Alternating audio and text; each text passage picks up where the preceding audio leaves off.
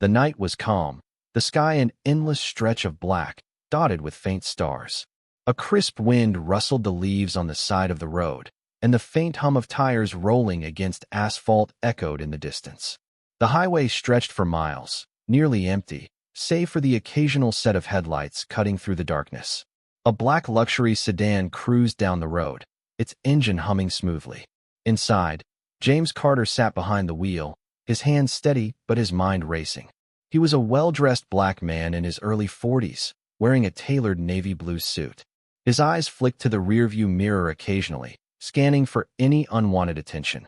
Beside him, in the passenger seat, an older man sat calmly, his expression unreadable.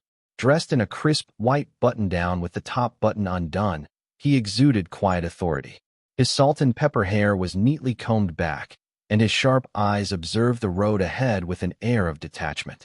The glow of red and blue lights suddenly flooded the interior of the car, bouncing off the mirrors and dashboard. James felt his stomach tighten as he instinctively glanced at the speedometer. He wasn't speeding. He had signaled every lane change, obeyed every traffic law. Damn, he muttered under his breath as he saw the flashing lights of a police cruiser behind him. The older man beside him shifted slightly, but said nothing. James carefully turned on his signal and eased the car onto the shoulder. His heartbeat was steady, but there was an uneasy weight pressing against his chest. He knew how this could go. He'd heard the stories. He'd seen the videos. As the car came to a complete stop, the police vehicle parked behind them, the headlights glaring like twin spotlights. The faint creak of a car door opening was followed by the rhythmic crunch of boots against gravel. James kept his hands on the wheel, his breathing controlled. A moment later, a sharp knock on the driver's side window broke the silence. James rolled the window down slowly, his movements deliberate. A white police officer, tall and stocky, leaned in slightly. His face was hard, his eyes scanning the interior of the car with thinly veiled suspicion. His hand rested on his holstered gun. License and registration.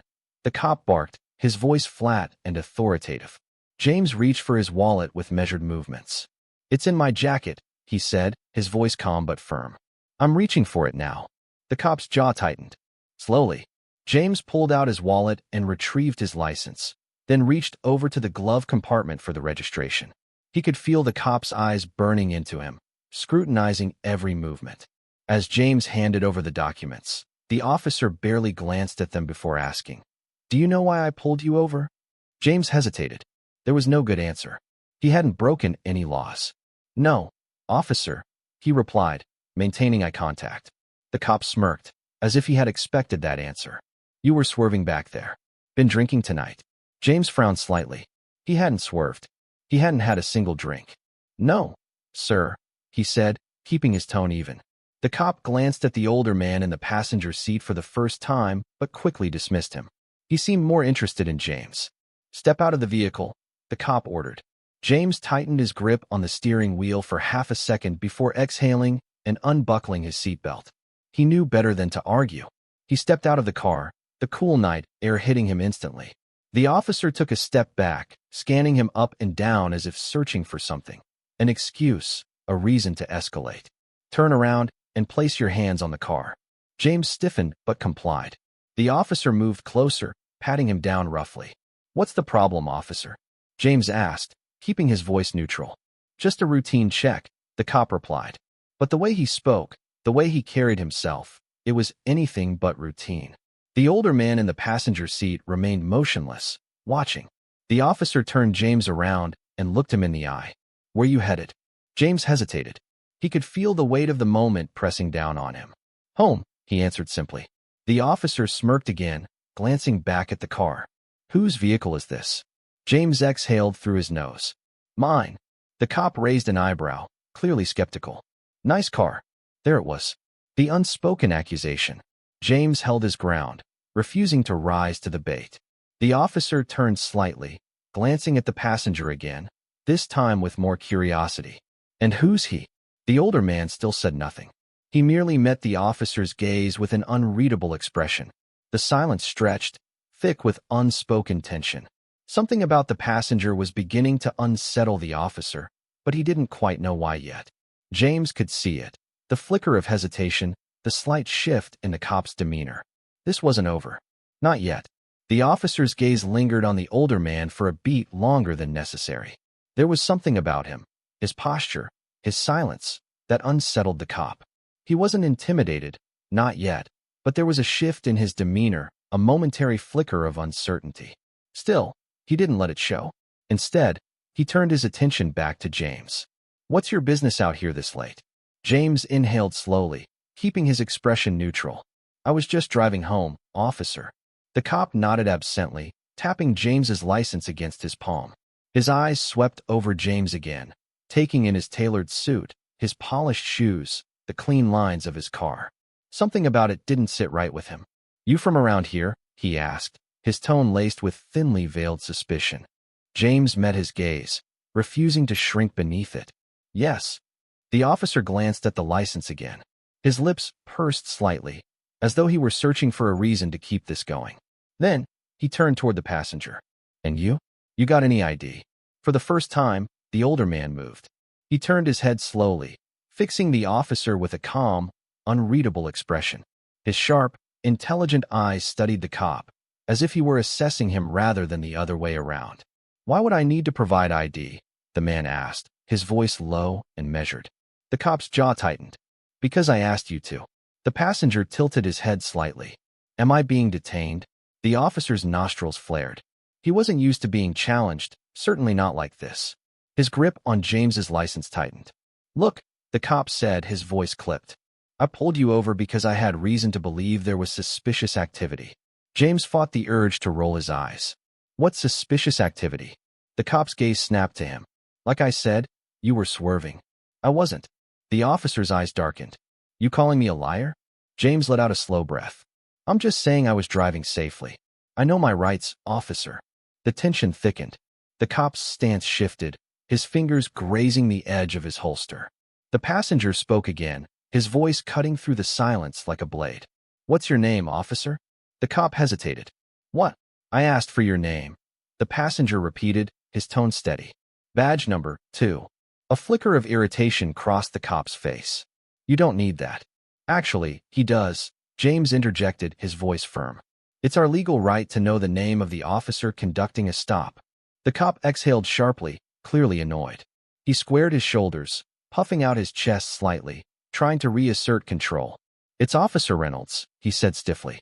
"Badge number 48217. The passenger nodded, as if committing it to memory. "Thank you." Officer Reynolds' brow furrowed. Something about this exchange made him uneasy, though he couldn't quite place why. His authority was being tested, and he didn't like it. "Step back to the car," Reynolds ordered James, motioning for him to return to the driver's seat. James hesitated. "Am I free to go?" Reynolds clenched his jaw. "Not yet." He turned back toward his cruiser, gripping James's license a little too tightly. As he walked, he stole another glance at the passenger. Something about that man was bothering him. Back at his patrol car, Reynolds slid into the front seat and ran James's license through the system. His fingers drummed against the keyboard as he waited for the results. Clean record. No warrants. No prior offenses. Reynolds frowned. He had been expecting something, some justification for the unease gnawing at his gut. Instead, he found nothing. His eyes flicked up to the rearview mirror, settling on the passenger. The man was still watching him. Reynolds shifted uncomfortably. Who the hell was he? He reached for his radio, considering calling in backup, but hesitated. There was nothing to report. No crime.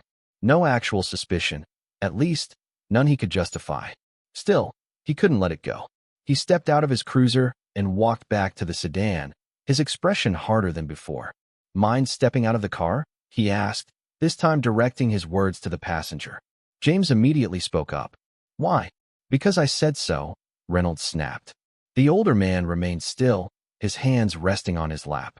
His expression didn't change, but there was something in his gaze, something unwavering, unshaken. "No," he said simply. Reynolds stiffened. "Excuse me." The man finally leaned forward, just slightly. "You don't have the right to order me out of this vehicle without probable cause," he said, his tone patient but firm. "You know that."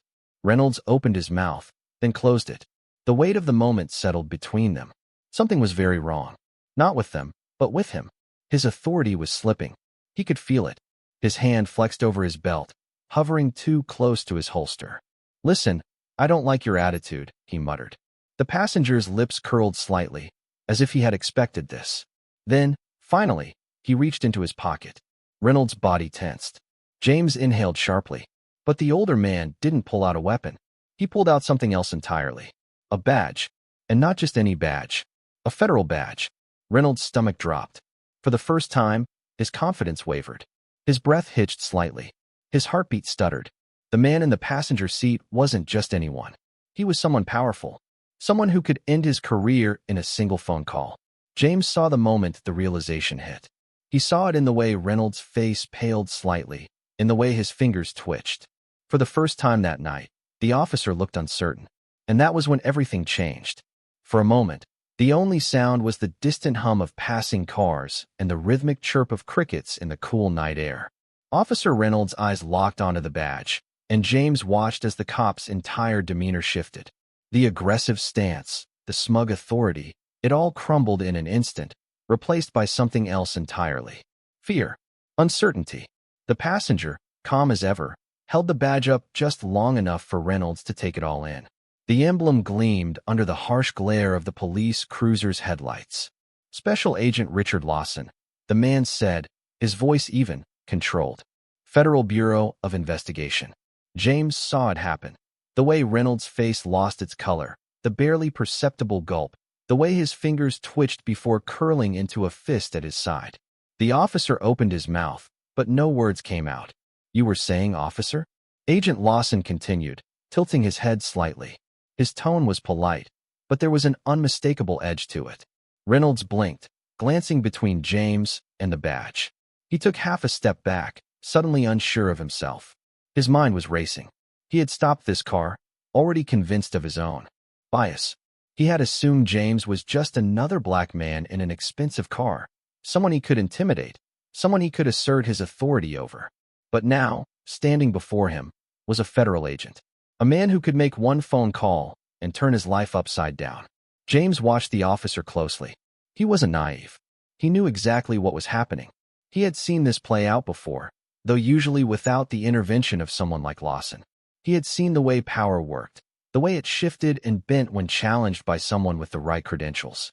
"Officer," Agent Lawson said again, his voice cutting through the thick tension. Reynolds snapped out of his stupor, clearing his throat. He hesitated. "I didn't realize that I'm federal law enforcement." Lawson finished for him, his eyes steady. Reynolds nodded quickly. "Yeah, I mean, no disrespect, sir, I was just..." Lawson let out a slow breath, shaking his head. "No, officer. You weren't just anything. You profiled this man," he said, nodding toward James. "You pulled him over for no reason. You harassed him. And now that you know who I am, you're backpedaling." Reynolds opened his mouth again, searching for the right words, but Lawson cut him off. "Let me ask you something," Lawson continued, his voice still dangerously calm. "If I weren't in this car tonight, how would this have ended?" James swallowed, knowing exactly what Lawson was getting at. Would he have been handcuffed?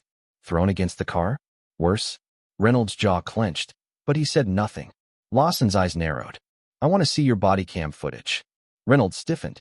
"Sir, body cam footage," Lawson repeated, his voice leaving no room for argument. The officer hesitated. He glanced toward his cruiser, clearly debating whether to stall. But one look at Lawson's face told him it wasn't an option. With reluctant movements, he reached for his body cam, tapping the small button on the side. A robotic voice crackled in response. Recording stopped. Silence. James felt his stomach drop. Lawson's expression darkened. "You turned it off?" Reynolds looked like he wanted to be anywhere but here. "It must have, glitched. That happens sometimes." James scoffed under his breath.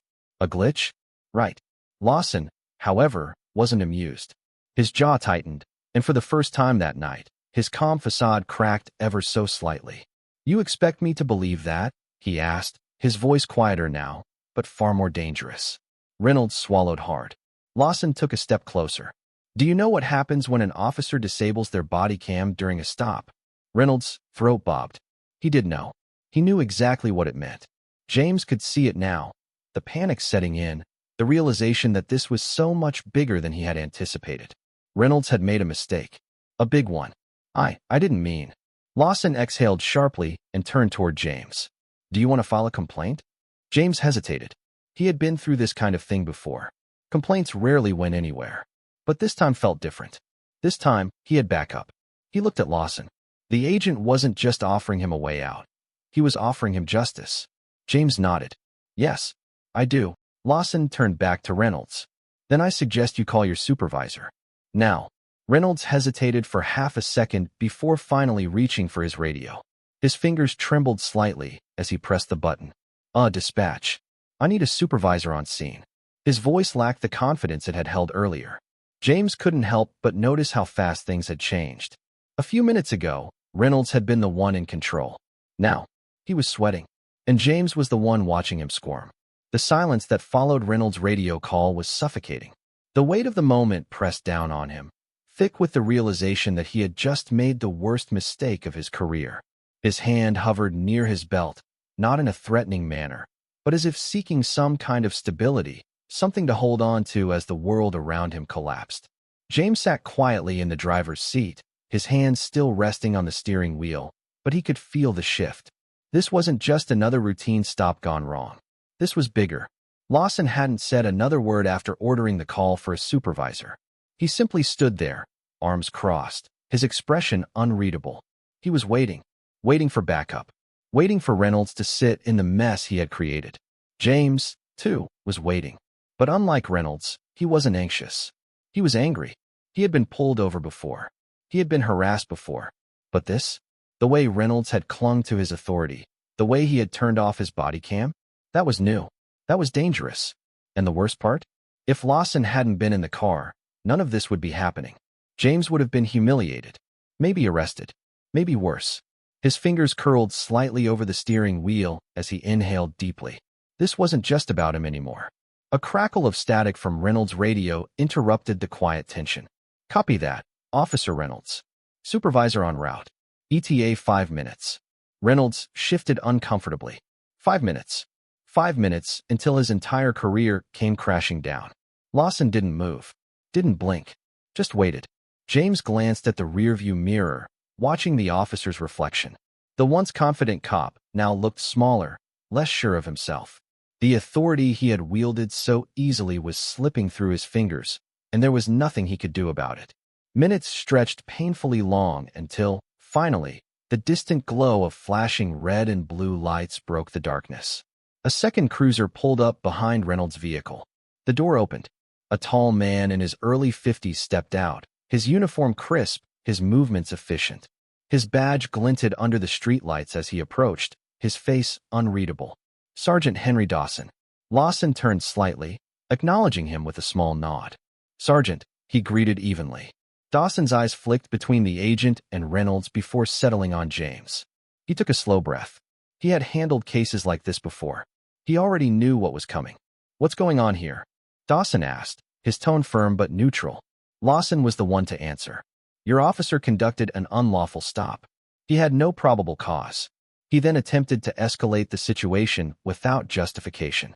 Dawson's gaze shifted to Reynolds. Reynolds opened his mouth, but no words came out. And, Lawson continued, he turned off his body camera. Dawson's entire posture changed. Slowly, deliberately, he turned his head toward Reynolds. Is that true? Reynolds' Adam's apple bobbed. It must have malfunctioned. James scoffed. Convenient. Dawson exhaled through his nose, visibly irritated. He turned back to Lawson. Do you have evidence? Lawson gave him a look. Do I need to remind you who I am, Sergeant? Dawson didn't blink. I don't need reminding, he said. Then, after a beat, do you want to file an official report? Lawson looked at James. It's up to you. James hesitated. He could feel Reynolds' eyes on him, pleading without words. But he had made up his mind long before this moment. Yes, James said, voice steady. I do. Dawson nodded. Understood. He turned back to Reynolds. Hand over your body cam. Reynolds hesitated. Now, officer. Reynolds swallowed and unlatched the camera from his vest, handing it over. Dawson took it without a word. Then, the sergeant let out a slow breath, rubbing his temples. Reynolds, go wait by your car. Reynolds hesitated, his eyes darting between them, before finally turning away. As he walked, James noticed something. The way his shoulders slumped. The way his hands trembled at his sides. The way he looked afraid. James wasn't sure if it was fear of punishment or fear of exposure. Maybe both. But for the first time since this nightmare began, James felt something he hadn't expected to feel. Hope. Lawson turned back to Dawson. I trust there will be a full investigation. Dawson nodded. There will be. Lawson held his gaze for a long moment before nodding. Dawson looked at James. You're free to go. James exhaled. It felt strange, knowing that he could just drive away now. That he had won. But this wasn't just a personal victory. This was a statement. A moment that mattered. James reached for the gear shift, but hesitated, looking at Lawson. Thank you. Lawson simply nodded. Drive safe. James started the engine. As he pulled away, he caught one last glimpse of Reynolds, standing stiffly by his car, his face unreadable. But James didn't care. Because for once, the system had worked in his favor. And that was justice. The road stretched ahead of James, illuminated only by the glow of the streetlights and the occasional flash of headlights from passing cars. The weight in his chest hadn't fully disappeared, but it was different now. Lighter.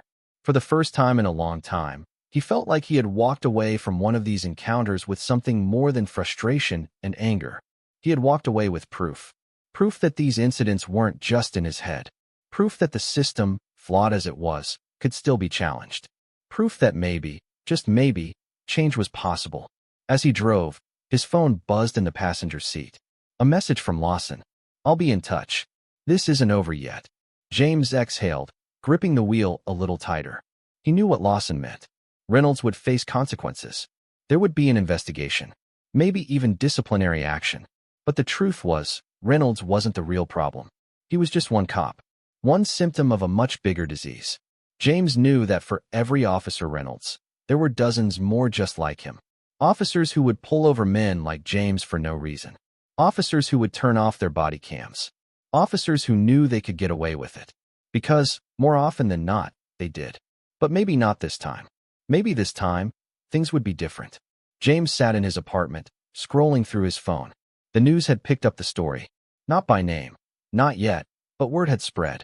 Local officer under investigation for unlawful traffic stop. Body cam footage controversy raises questions about police conduct. The articles were everywhere. People were talking. And Reynolds? He had been placed on administrative leave. Pending review. James smirked at the wording. It was the department's way of saying, we know something went wrong, but we're not ready to admit it yet. But it was a start. A knock at the door pulled him from his thoughts. When he opened it, Lawson stood there, a file in his hand. I told you I'd be in touch, Lawson said, stepping inside. James closed the door behind him. What's that? He asked, nodding toward the file. Lawson handed it over. Everything we have on Reynolds. Past complaints. Disciplinary records. Unfiled reports.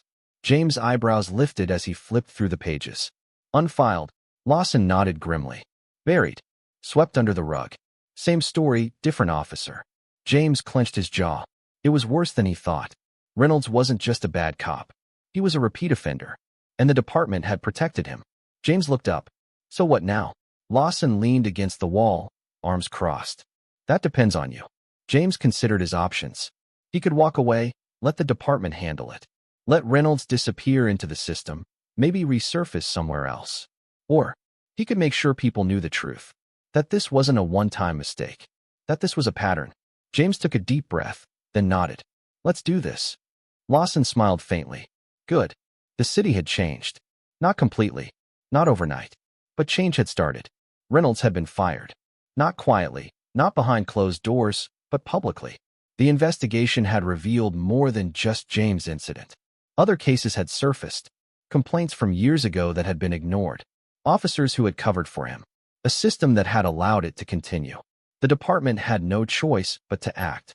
James stood on the courthouse steps, surrounded by reporters, cameras flashing in his face. He hadn't expected to become the center of all this, but here he was.